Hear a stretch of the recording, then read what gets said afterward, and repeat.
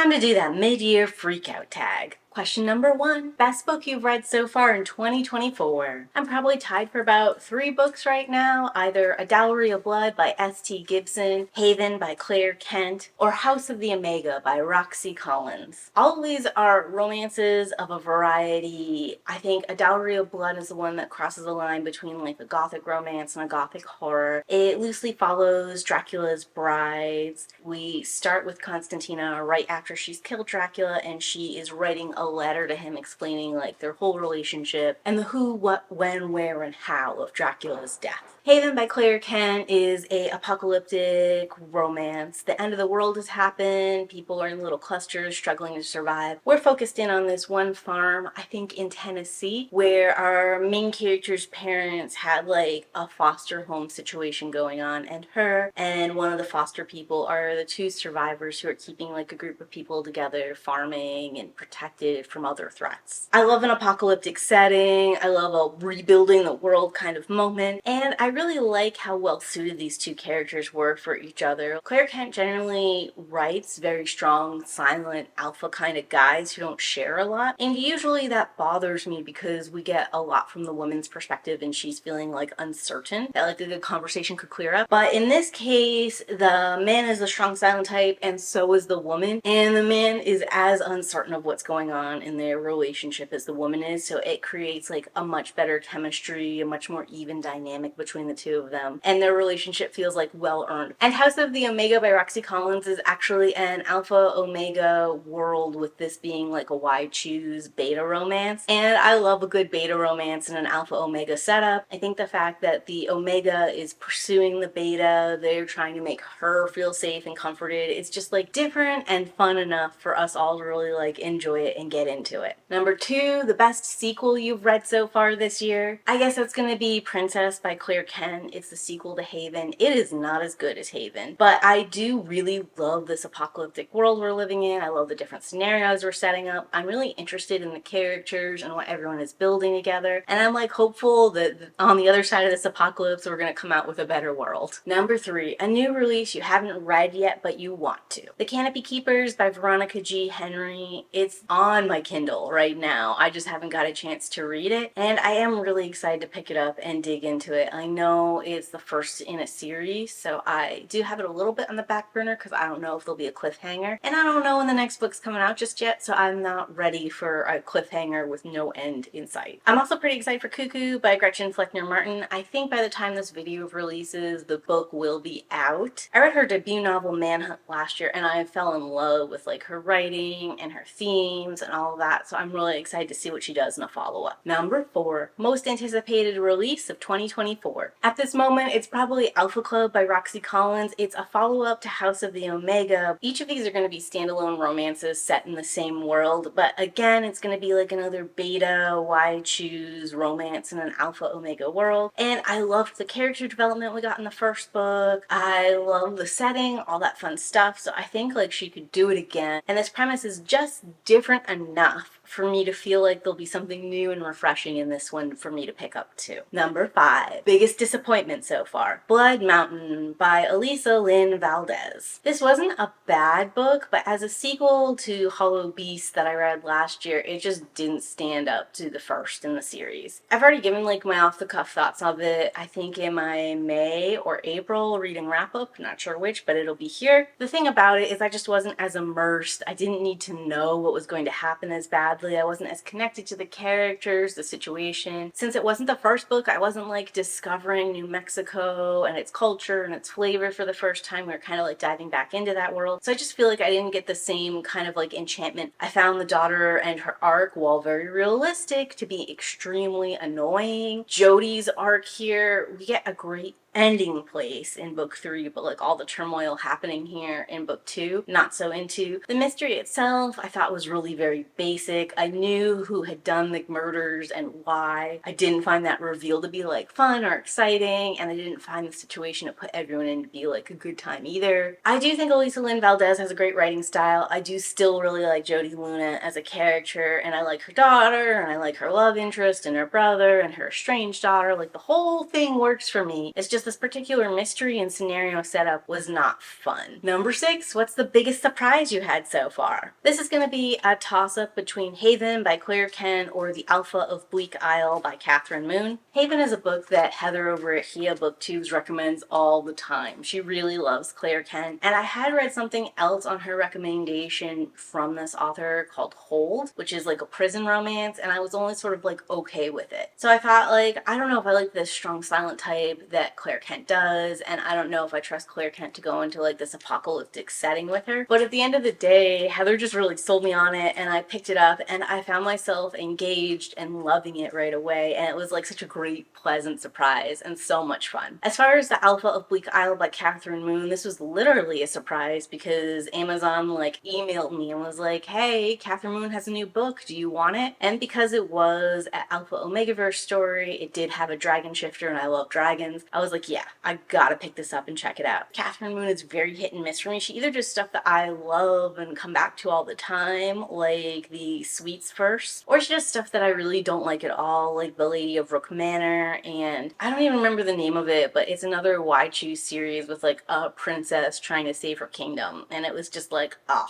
This Alpha of Bleak Isle was a lot of fun. I don't like the world building that Catherine Moon did, but I thought the relationship was just perfect to a T. The charisma of the two main characters is enough to keep people interested and coming back for more in this one. Number 7, who is your newest favorite author? This is going to be S.T. Gibson. I loved A Dowry of Blood. The epistolary style was really excellent, but overall the melodic prose, the writing style, the way that she like circled around different things and described different stuff, it just made me fall in love with her as an author, really like trust her and be interested in seeing more from her. Number 8, newest fictional crush. This is going to be Constantina and Magdalena from A Dowry of Blood. I love those two girlies. They each have a lot going on that's like fun and flirty and a good time. I think they're just like would be so much fun to hang around with and spend eternity with. Number 9, your newest favorite character. It's either going to be the main lead from What the Dead Know by Neve Vo or the main lead from The Six Deaths of the Saint by Alex E. Harrow. Both these women show like a lot of resilience, a certain level of complexity in a very short page count, and I think they exist in their own worlds and face what's before them with like a grace and dignity that's really respectable. Number 10, what book made you cry? I haven't done any crying in this year's reading journey. I've been looking for things that are like either scary or romantic in nature. I'm really not into a tearjerker or something that'll be too upsetting of a read. Number 11, what book made you happy? A Dowry of Blood by S.T. Gibson, Haven and Princess by Claire Kent, and The Alpha of Bleak Isle by Catherine Moon. Number 12, what is your favorite movie adaptation you've seen this year? I've only seen one movie adaptation. It's going to be Dune Part 2, and honestly, I hated it. In fact, I disliked it so much, I didn't even do a video review or anything about it because I felt like I was in the minority, and I didn't feel like a ranty something or other on something that everybody else like loved and was appreciating was going to be in my favor. TV show adaptation-wise, I have, of course, been watching Interview with the Vampire Part 2, and I have a series where I sort of like review every single episode, and you can check out the latest one of those here. My feelings on that are more mixed. There's things that I really love about it, and there's things that I don't like at all. It very much depends episode to episode. Number 13, what's the favorite video you've made this year? It's going to be a toss-up between the complete timeline of the Plated Prisoner series, which you can check out here, or my workshopped it for Gilded Wings by Jame and Eve. I think the Plated Prisoners timeline is going to interest more people. It was a ton of work. It involved a lot of moving parts, and overall I'm pretty proud of the results, even though in retrospect there are things I'd have done differently. The information is still really solid and fun, and I think it does give you a play-by-play starting in like mythical times all the way up to where we are in modern day to get you ready for Goldfinch, so no one has to reread those books if they don't want to. But I had way more fun working on the Workshopped It for Gilded Wings. That one was like a for me thing. Like Workshopped It is a series I do where I talk about the good, the meh, and the bad, and then I give you my own personal pitch, which more or less retells the story, correcting some of the flawed elements, enhancing some of the things I think were good, and leaving you off pretty much in the same place so that we can pick up with the sequel and continue on. I always love like this little dash of creativity I get to have when I retell the stories. I like the good, the mid, and the bad sort of format, and I just